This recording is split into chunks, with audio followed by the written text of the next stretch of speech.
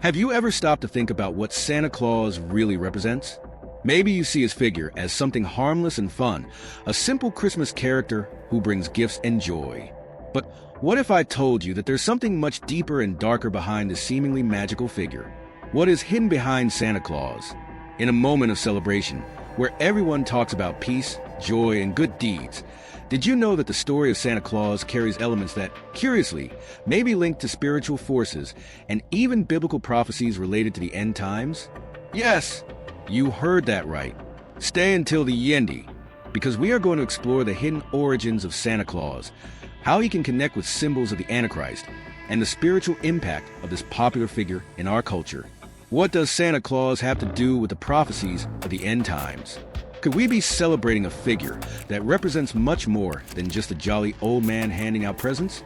Get ready for an analysis that will change your understanding of Christmas. Subscribe to the channel now, and you'll have access to more content that will transform your view of the world and the prophecies of the end times. The prophecy of the Great Harlot. The rise of the one-world religion. Have you ever wondered what the world will be like in the last days?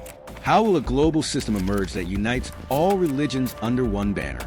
This is one of the most impactful prophecies from the book of Revelation, chapter 17, where we are warned about the Great Harlot, a mysterious figure that will seductively draw the nations into a massive spiritual deception. But what does this prophecy really mean? And most importantly, how does it apply to today? The Great Harlot is described in the Bible as a woman sitting on a beast, holding a golden cup filled with abominations. This woman is a symbol of a false religion that deceives the whole world, leading people to worship something that is not God. In Revelation, chapter 17, verse 4, we see that this woman was dressed in purple and scarlet and adorned with gold, precious stones, and pearls, making her a figure of great attraction and power. What can we learn from this? False religiosity in today's world. Today, many people are searching for something that gives life meaning. They are unknowingly seeking answers in the wrong places, in religions or philosophies that, at first glance, seem to bring peace and harmony. These beliefs can be seductive, promising easy solutions to complex problems. However, as people dive deeper, these religions start to lead them away from Christ, causing them to worship themselves or figures that hold no real power. Sounds familiar? Think about how religions and cults that exalt the human being and not the divinity of Christ are gaining strength. Religions that claim that all paths lead to God, or that it doesn't matter what your faith is. The important thing is to be a good person. These messages, no matter how appealing, are increasingly distant from the biblical truth. Like the Great Harlot, these ideologies seduce people away from Christ, one of the greatest spiritual threats of our time. The religious system that will prepare the way for the Antichrist. Have you ever stopped to think that the Antichrist, when he appears, won't come as a horrible monster, but as someone extremely charismatic? He will be a seductive leader, capable of deceiving millions of people around the world, promising peace, security, and prosperity. And how will he do this? By creating a global religion that unites different beliefs, a religion that, at first, will seem to bring harmony to the world. This will be the religion of the Great Harlot, which will prepare the stage for the Antichrist. In Revelation, chapter 17, verse 2, we are warned that the Great Harlot will seduce the kings of the earth. This means she will influence the powerful leaders of nations, promoting a global religious unity that will actually be a great lie. In other words, a false world religion that, instead of leading people to the truth of Christ, will push them even further away. How will she do this? By uniting all beliefs, erasing the differences so that everyone can unite in worshiping the Antichrist. A global religion, the seed of total control. Have you thought about how things are becoming more and more connected? With technology advancing rapidly, the idea of a global religion doesn't seem so distant. Social media, for example, has the power to bring people from different parts of the world together, quickly spreading ideas and trends. Imagine, then, the power of a religion that could be shared and followed globally through the internet and other platforms. This system, although it may seem to promise unity and peace, will actually bring control. The Antichrist will take advantage of the situation to impose universal religious authority. But what does this mean for you and me? It means that, in the last days, what will be required is not just adherence to this false religion, but total submission to the system. And for those who refuse, persecution will be relentless. This leads us to reflect.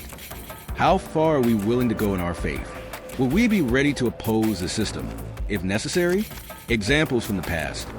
Religion used as a tool of manipulation. Look back to moments in history when religion was used as a tool of manipulation and control. During the Middle Ages, for example, the Catholic Church exercised enormous political and spiritual power. Many were led to believe that salvation came only through its doctrines. Those who disagreed or opposed were condemned. This type of control is not new, but in the future, it will be much more sophisticated and disguised as something good and just. Today, we see attempts to create such a system again. Organizations wanting to unite the world's religions, and behind this, perhaps without realizing it, they may be helping to create the conditions for the Antichrist to take his place. We are already beginning to see growing pressure for unrestricted acceptance of all beliefs, even those that contradict Christian teachings. But are we moving away from true faith by doing this? Reflection. How does this affect your life? Now, think for a moment. How are you being influenced by the ideas around you? Are the religions you know and what they teach truly true? Or are they just disguised as something good and attractive, like the great harlot in Revelation chapter 17?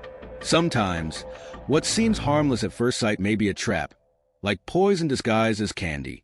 This is the moment for Christians to question the truth of the gospel. We need to remember what is written in 2 Thessalonians chapter 2, verse 4. The Antichrist will proclaim himself as God, and he will deceive many. How can you prepare to discern this lie? How can you stand firm in the truth, even when the pressure to conform is great?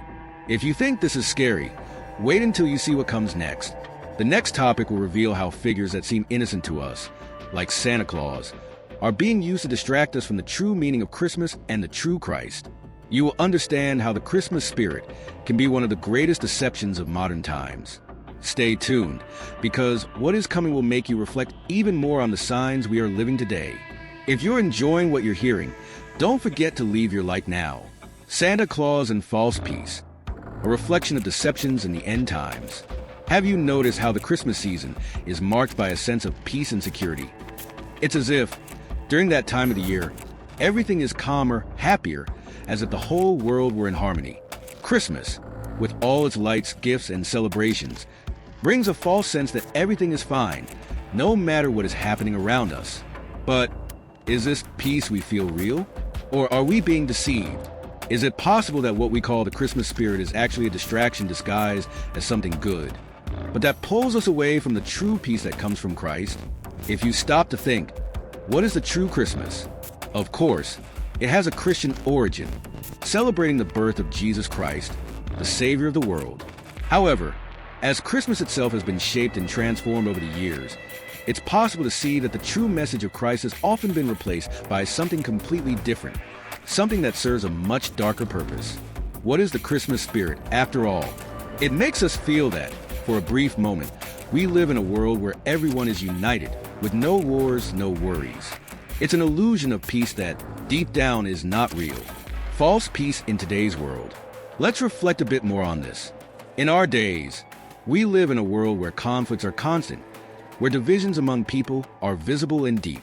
However, when Christmas arrives, the stores fill with products, the streets are decorated, and the famous Santa Claus appears as a symbol of this magical time. He is associated with the idea of joy, generosity, and unity.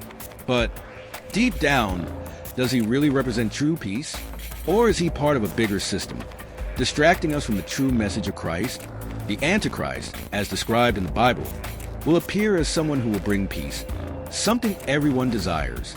He will use this promise of security and harmony to attract people, deceiving them into following him.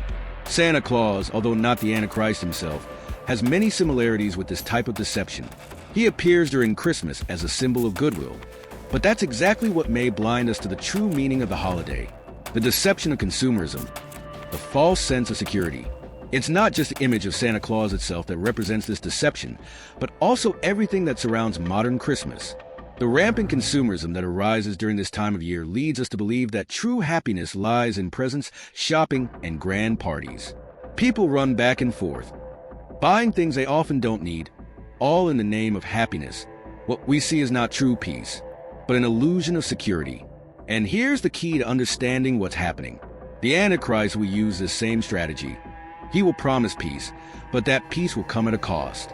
He will bring a false sense of calm, where everyone will believe everything is fine, but in reality, chaos is about to take over the world. Modern Christmas, with its lights and fantasies, ends up serving to divert attention from the truly important things. It makes us think happiness lies in material things when, in fact, it's in our relationship with God.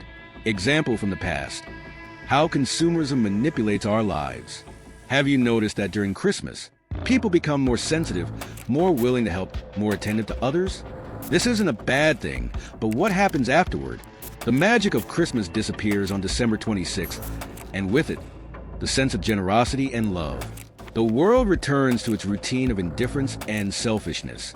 This is a clear reflection of how the Antichrist will manipulate people in the last days. He will begin with promises of unity, peace, but soon after, he will show his true face, leading people to follow an agenda of control and destruction. And that's why we need to stay alert. The Christmas spirit, however beautiful and enchanting it may seem, often serves as a distraction. In today's world, the focus is on accumulating goods, while the true meaning of Christmas, which is the birth of Jesus Christ, often takes a backseat. The Antichrist will come in the same way, with promises of security and peace. But all of this will be an illusion, a lie camouflaged to take us off the path of true peace, which we only find in Christ. What does this mean for you? Now, stop for a moment and think, do you really feel the true peace at Christmas? Or is it a temporary peace, a feeling created by consumerism, decorations, presents, and the idea that the whole world is in harmony? Could it be that at some point, this sense of peace is just a mask for the true spiritual chaos behind all of this? What we need is a peace that lasts the whole year, not just during the holidays. What we need is Christ in our lives, not a Santa Claus offering us fleeting happiness. When the Antichrist appears, he will do something similar. He will seduce us with promises of peace and security, but that peace will only be an illusion, a trap. How can you prepare for this? The best way to prepare for what is to come is to live with discernment. Don't be deceived by the distractions of the world. The true Christmas is the one that reminds us of Christ, his birth, and his mission to bring us true peace. And this peace, unlike the false peace the world offers, has no price. It doesn't depend on decorations or presents. It comes directly from God. So, the next time you see Santa Claus in the streets or stores, remember, he is a symbol of false peace, trying to distract us from the true meaning of Christmas, and more importantly, the true peace that only Christ can give. Comment now what you think about this false peace of Christmas and how it aligns with what the world is living today. Don't forget to share your point of view in the comments. Santa Claus, a symbol of consumption and control at Christmas. When you think of Christmas, what is the first image that comes to your mind? For many, the figure of Santa Claus, with his red suit, white beard, and characteristic laugh, is the main star of this celebration. But does Santa Claus represent something more than just a loving figure who hands out gifts? Is he really a symbol of generosity and joy, as we are led to believe?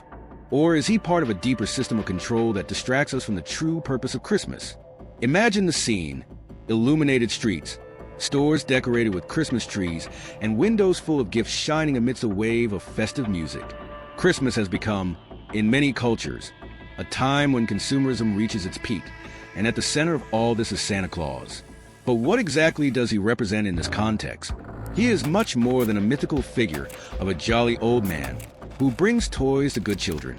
Santa Claus, subtly, has become a powerful tool in the consumer system that manipulates people, making them believe that the true meaning of Christmas lies in shopping, gifts, and superficial celebrations. The power of consumerism, the magic of giving and receiving. When we think of Christmas, the act of giving and receiving gifts is one of the most popular traditions. But what many don't realize is that this practice has been carefully built over time to promote consumerism. Santa Claus, being the central character of this gift exchange, ends up being the symbol of this system. He appears as the good old man who gives gifts to the children who behaved well throughout the year. This makes the act of receiving something magical, something directly tied to material value. It doesn't matter what the real reason for Christmas is, but what you will get, what you will receive, what you have to offer in terms of consumption. What modern society has done to Christmas is impressive.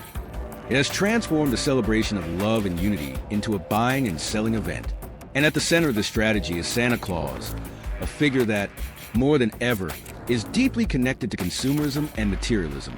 He represents the idea that happiness is in what you get, in what you buy, and more. He makes us believe that the more you buy, the more valued you are, the more loved you are. But this is a disguised lie. The true message of Christmas, which is about the birth of Jesus Christ and the gift of salvation he brought to the world, is overshadowed by all this superficial glitter. What should be a moment of reflection on God's divine grace and love turns into a frantic race for material goods. Santa Claus is merely the symbol of this race, a race that takes away the true meaning of Christmas. Control and manipulation, the influence of brands and media. Have you noticed how Santa Claus appears everywhere during Christmas? Not just in stores, but also on television, in advertisements, and even on social media. He is everywhere, like an omnipresent figure reminding us that the true value of Christmas is in the shopping. Brands and companies know this very well. They understand that Christmas is a time of mass consumerism, and Santa Claus is the key to activating this buying system. During the festivities, advertisements bombard us with messages that the perfect gift is the one you should give to your loved ones, and that if you don't give the right gift, you're not doing enough. And who is responsible for this entire buying process? The good old man, of course. He is the central figure who links the desire to consume with the need to please others. It doesn't matter if the person actually needs the gift. The important thing is that it's the perfect gift. This is the logic that permeates the entire modern Christmas system, where the figure of Santa Claus is the arbiter of value and consumption. Furthermore, Santa Claus also connects to another fundamental aspect of this manipulation: control. Over the years, we've been conditioned to believe that happiness and success are closely tied to what we manage to buy. Every gift purchased, every item acquired, serves as a measure of our value. Santa Claus, with his seemingly endless kindness, reinforces this idea. He becomes the representation of reckless consumption, showing us that the more you have, the happier you'll be. This is a vicious cycle where there is never enough. Santa Claus and the distancing from the true spirit of Christmas. When consumerism becomes the central focus of Christmas, the true spirit of the season is slowly erased. The birth of Christ, the real reason for celebration, is pushed aside. What is actually celebrated is the act of giving and receiving gifts, which many consider a ritual of love and generosity. But is this really generosity? Or are we simply feeding a system that traps us in its claws? Christmas, when seen from this perspective, becomes an empty celebration, leading us to believe that by receiving or giving gifts, we are fulfilling the true essence of the season. But the true gift of Christmas was given over 2,000 years ago: Jesus Christ the Savior, who came into the world to offer us salvation. When we look at Christmas through the prism of consumerism, we forget this divine gift, which is a true treasure. And Santa Claus, as the symbol of this reckless consumption, diverts our attention from this heavenly gift, making us focus only on material things and temporary satisfactions. Personal reflection: what really matters at Christmas? Now, take a moment to reflect. What does Christmas really mean to you? Are you celebrating the birth of Jesus, who brought us true peace? Or are you being carried away by consumerism and the pressure to please others with gifts? Santa Claus, with all his magic, offers us a distorted view of Christmas, and it's time we start questioning what really matters. What is more important, what you buy or the genuine love and peace that come from Christ? In the last days, this consumerist system, represented by the figure of Santa Claus, will be increasingly present, trying to distract us from our true mission as Christians. But we need to stay alert. For the true meaning of Christmas is not in what we give or receive, but in God's unconditional love for us. And if you want to go deeper into the true meaning of Christmas and how consumerism affects us, don't forget to download our exclusive ebook from the link in the pinned comment: The Connection of Santa Claus with Mythological Figures and Ancient Cults. Did you know that the figure of Santa Claus, the one we see as the jolly old man who brings gifts at Christmas, has much deeper and older roots than we can imagine? Most people think of him merely as a harmless and cheerful folkloric character. But if we look more closely, we will discover that this modern image of Santa Claus has connections with mythological figures and ancient cults that carry much heavier spiritual meanings and, in many cases, are far removed from the true Christian message of Christmas. These pagan roots are most visible when we delve into the traditions that shape the figure of Santa Claus. He didn't just appear out of nowhere. Over the centuries, this figure was built from various cultural and religious influences, being a fusion of ancient myths, winter rituals, and even symbols of spiritual control. One of these influences is the Norse god Odin, a central figure in Germanic and Scandinavian mythology, who played a crucial role in the formation of what we now know as Santa Claus. Odin, the Norse god and his connections to Santa Claus. Odin, the father of the gods in Norse mythology, is a powerful figure who traveled on an 8-legged horse named Sleipnir, spreading wisdom and ruling over the fates of men. During the winter solstice, the Norse celebrated Yule, a pagan festival dedicated to the god Odin, where it was believed that he would descend from the skies to distribute gifts and blessings. He was described with a long beard and fur clothing, similar to the modern look of Santa Claus. At the time, Norse children would leave boots near the fireplace, and Odin would fill them with sweets and gifts, just like Santa Claus does today. But what does this connection with Odin have to do with Christmas and spiritual control? Well, when we look more closely, we see that Odin was not just a good man distributing gifts. He was a central figure in a belief system deeply rooted in control and manipulation. His followers believed that he had the power to see everything, which today evokes the idea of an omniscient being, a leader who knows who is good and who is bad.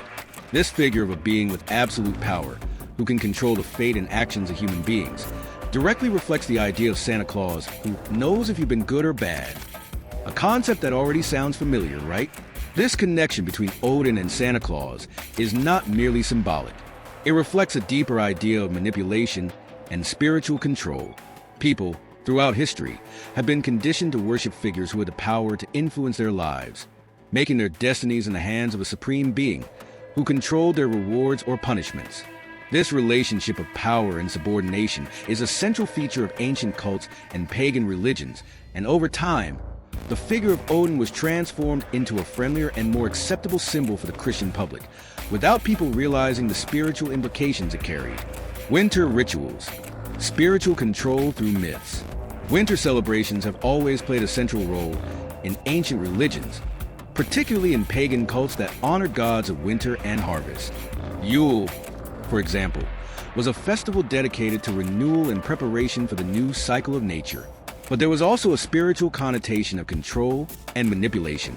The symbolism behind the winter rituals was tied to the idea of renewal through sacrifice and domination of the invisible, a process of spiritualization aimed at controlling the fates of human beings. As Christianity spread, many of these traditions and mythological figures were absorbed and adapted. The very concept of light in the darkness during winter, which is central to Christmas, has roots in sun and light worship rituals, which symbolize hope and renewal. The problem is that over time, these traditions became distorted and mixed, creating a version of Christmas that distorts the true meaning of Christ's coming. Santa Claus and the idea of control. How does this affect our spirituality? Santa Claus, with all his magic, makes us believe in a reality where everything is determined by rewards and punishments based on our behavior. He comes down the chimneys, knows everything we do, and brings gifts to those who have been good and cold to those who have been bad. This concept of constant surveillance and behavioral control has spiritual resonances that cannot be ignored.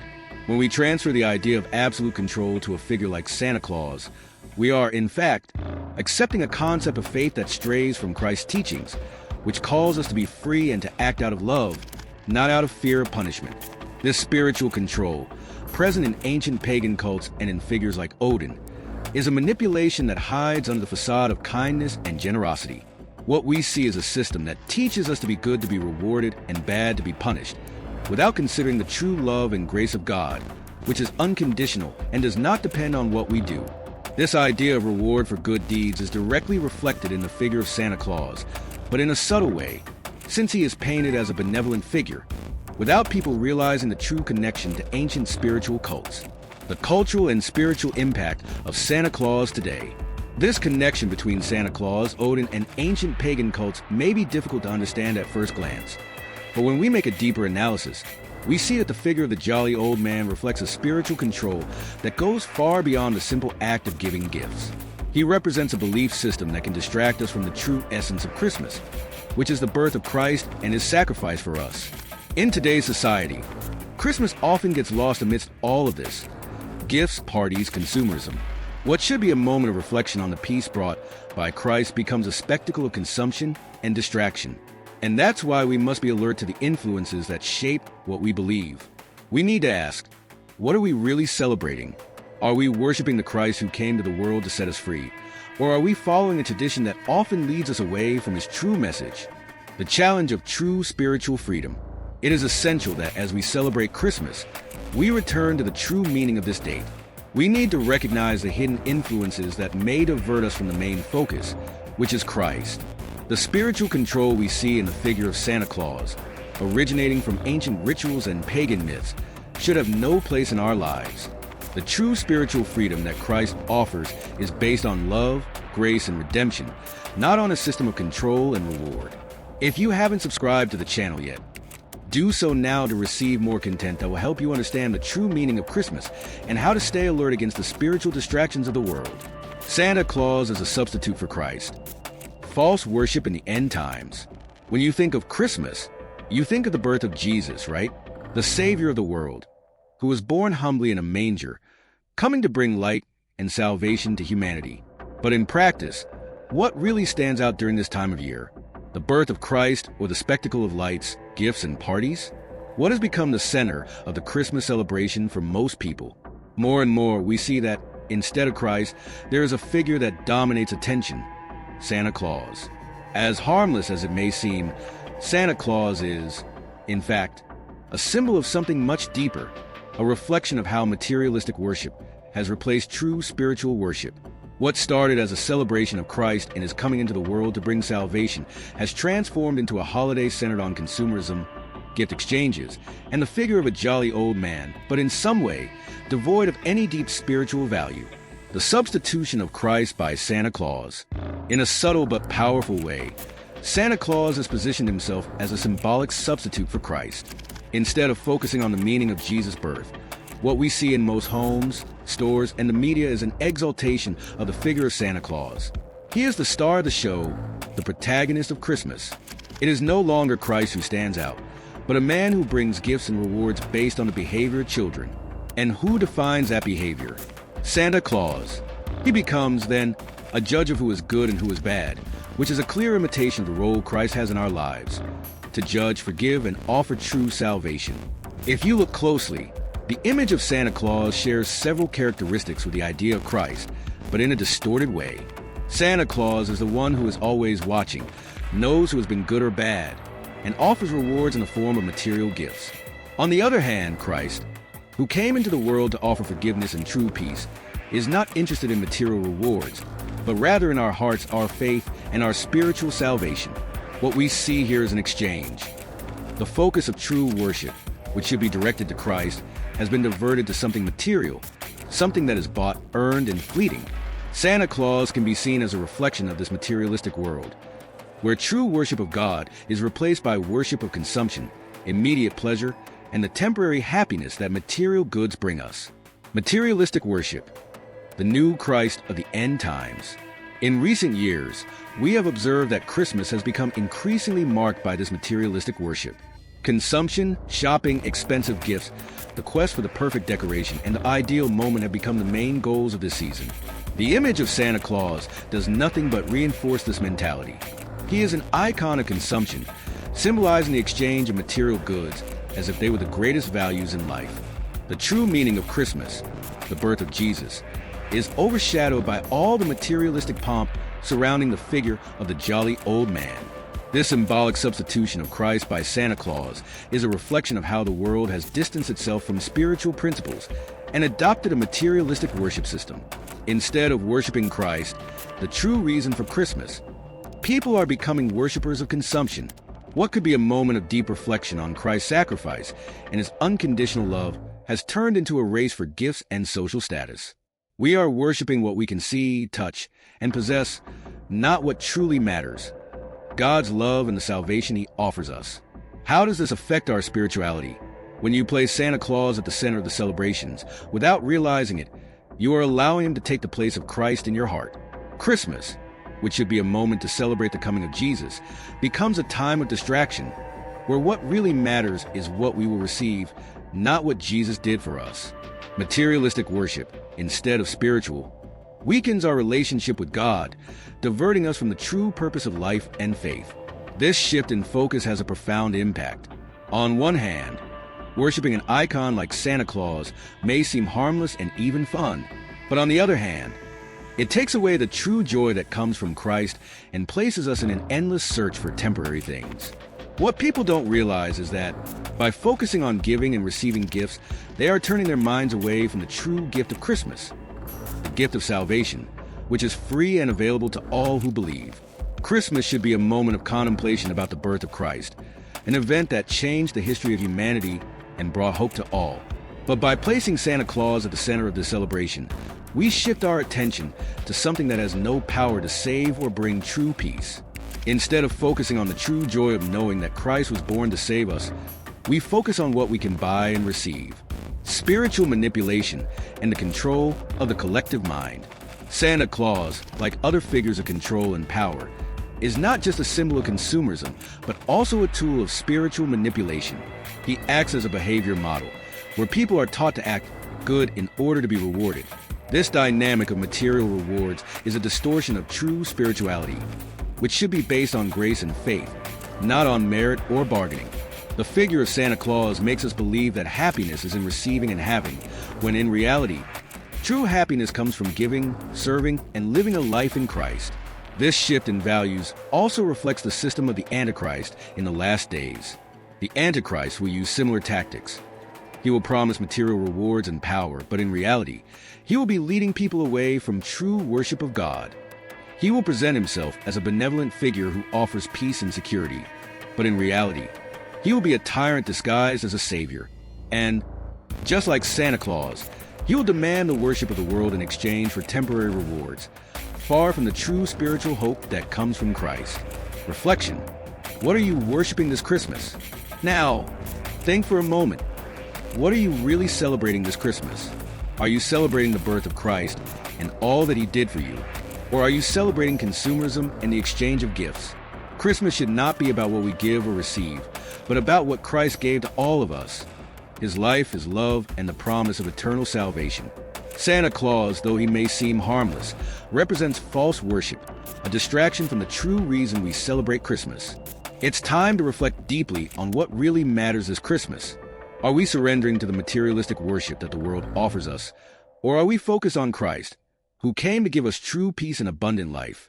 If you think this video makes sense to you, leave a like so it can reach more people who need to know the truth behind Christmas. The spirit of consumption at Christmas, how it paves the way for the Antichrist.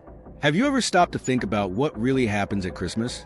What was supposed to be a time of reflection, celebrating the birth of Christ, has turned into one of the world's largest marketing campaigns.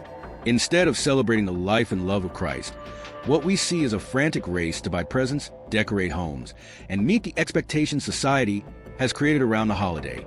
The spirit of consumption at Christmas is so deeply rooted in our minds that we often forget what the true celebration represents. But does this have a greater purpose, one that goes beyond simple consumerism?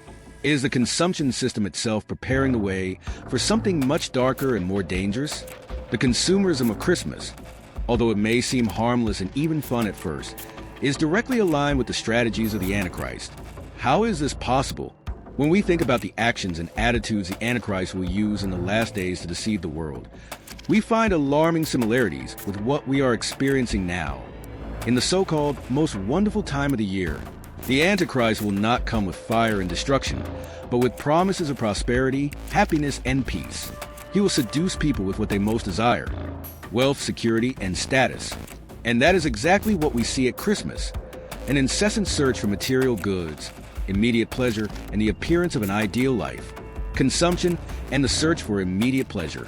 Modern Christmas, with all its emphasis on consumption, creates a scenario where the true meaning of the holiday is neglected. We are so immersed in buying, giving, and receiving gifts, and creating the perfect celebration that there is no time to reflect on the birth of Jesus. Christmas consumerism promotes temporary happiness, an immediate pleasure that, after the holidays, quickly disappears.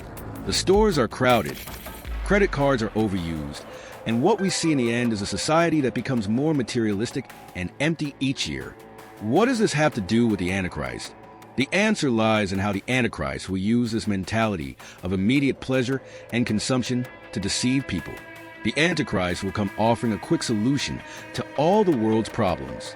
He will promise prosperity, a better life, and unprecedented peace. And instead of seeking spiritual values, people will seek more money, more security, more power, exactly like what we see today at Christmas, where happiness is measured by what we buy and what we accumulate. Consumerism prepares people's hearts to embrace the idea of a leader who promises to solve all material problems without worrying about spiritual matters. This is one of the greatest deceptions of the Antichrist, diverting our attention from what truly matters and making us believe that happiness lies in the things we can touch, buy, and control. The search for perfection. How the system prepares the mindset of control. Christmas, as we know it today, also promotes the idea that the perfect life is a life full of things. Christmas commercials, store windows, luxury product advertisements. They all sell the idea that happiness lies in having the right things, the perfect Christmas tree, the most expensive gift, the most beautiful decoration. What does this create? A mindset of constant dissatisfaction. It's never enough.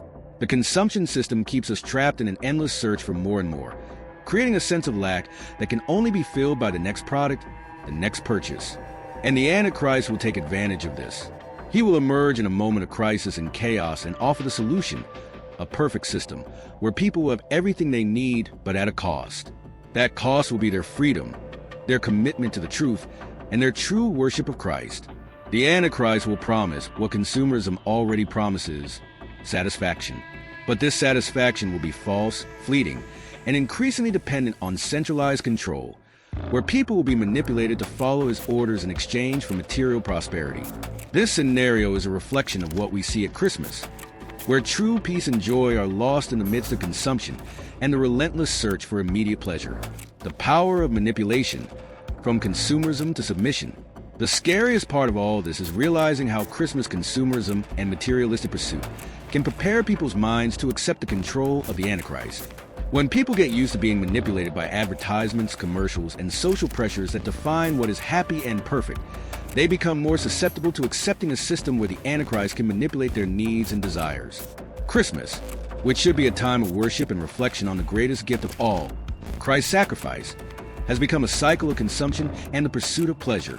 The Antichrist will use the same cycle of dissatisfaction and materialism to deceive millions, making them believe that true happiness lies in material goods, status, and immediate pleasure. How consumerism prepares the way for the loss of spiritual freedom. As society moves away from spiritual values and focuses more on material things, it becomes more vulnerable to manipulation. The Antichrist, with his totalitarian system, will make promises of prosperity, but this will come at a price: the loss of spiritual freedom, of true worship of Christ.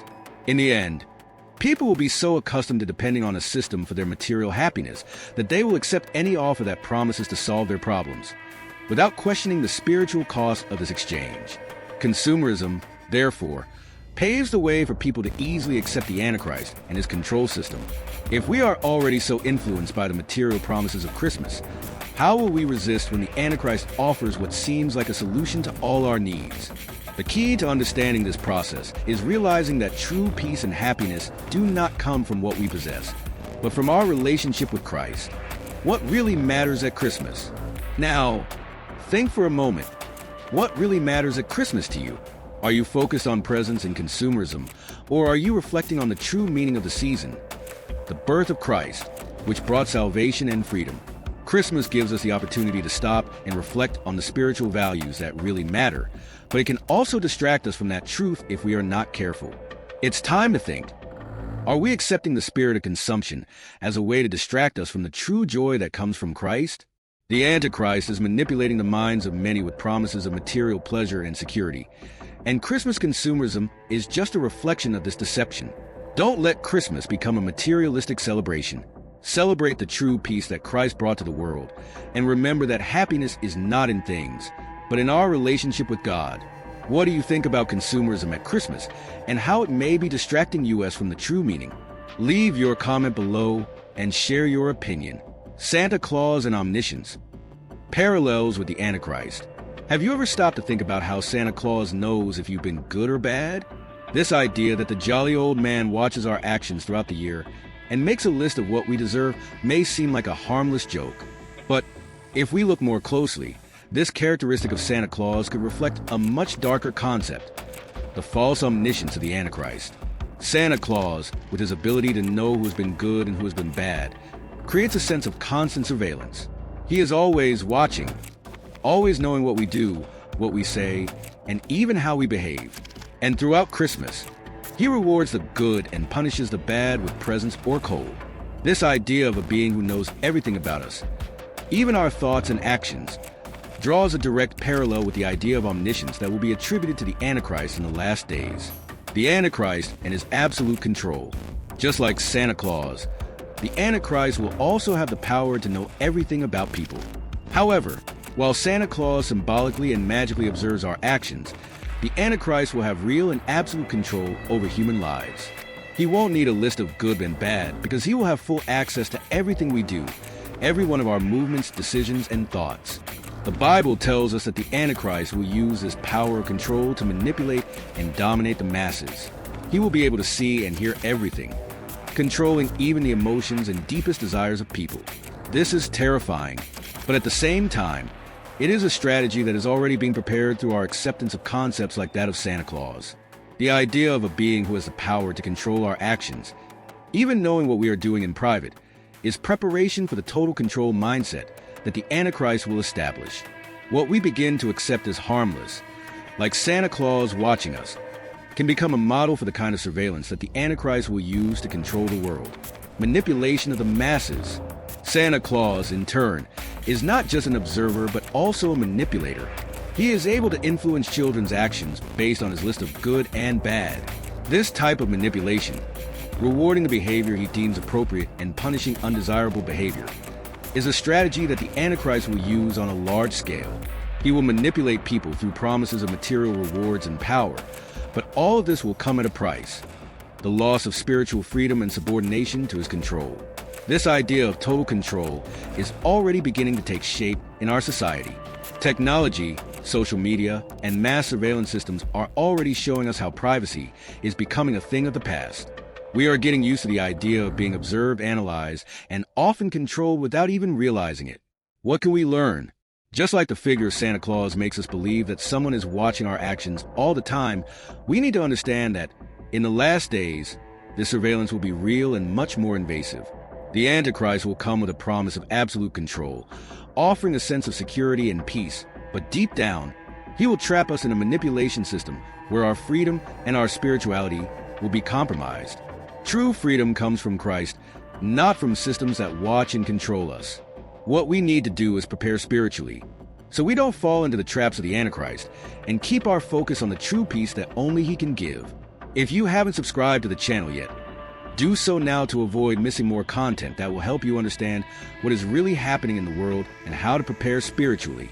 Spiritual vigilance at Christmas. How Christians should discern the signs of the times. Christmas, although a time of celebration, can also be a moment of spiritual distraction.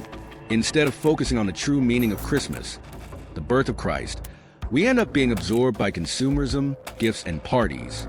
The Bible warns us about the importance of vigilance and discernment, especially in times of deception. In Matthew, chapter 24, verse 42, Jesus tells us, "Therefore keep watch, because you do not know on what day your Lord will come." This spiritual vigilance is crucial, especially during Christmas, when we can easily be diverted from the true message. Christmas consumerism, with its shopping and gift exchanges, has become one of the biggest distractions. The original message of Christmas, the birth of Jesus, is replaced by the pursuit of material goods and temporary happiness. The focus shifts away from Christ, and we end up worshiping things instead of worshiping the Savior. The figure of Santa Claus also contributes to this, as with his power to know who has been good or bad. It reflects a mentality of control, reminiscent of how the Antichrist will manipulate people in the future. We must be vigilant not to fall into the traps of this spiritual deception. The true peace of Christmas is not in the things we can give or receive, but in the love and grace that Christ offers us. The Antichrist will use the distractions of the world to divert our attention from God. That is why it is important that, as Christians, We keep our focus on the true meaning of Christmas and worship Christ. If you haven't subscribed to the channel yet, do so now. Leave your like, comment on what you think about Christmas, and share with your friends. God bless you this Christmas and always. Until the next video.